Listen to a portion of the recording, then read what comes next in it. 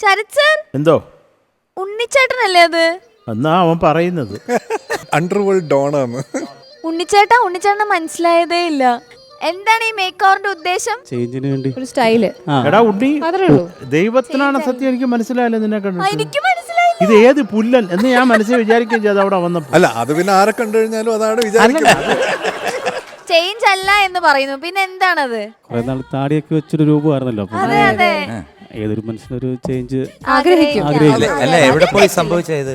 ഇല്ല, ചിത്ര use tour ഉണ്ടായിരുന്നു. അങ്ങനെ USA പോയോ? പോയിട്ട് വന്നതിന് അല്ല, സാഹിബിന്റെ അടുത്ത് കടം വല്ലതും ചോദിച്ചോ? എന്തെങ്കിലും പ്രശ്നമായോ? ഇല്ലല്ലോ. ഒന്നുമില്ല. അല്ല, ഈ താടി എങ്ങനെ പോയി? അതല്ല കഥ. അവൻ ടൂർ കഴിഞ്ഞപ്പോൾ പ്രാക്ടീസിന് വന്നപ്പോഴേ ആ ദിവസം മീശയൊക്കെ ഉണ്ടായിരുന്നു. അതാണ് മേളിലോട്ട് പിരിച്ചു വെച്ചിട്ടാ വന്നത്.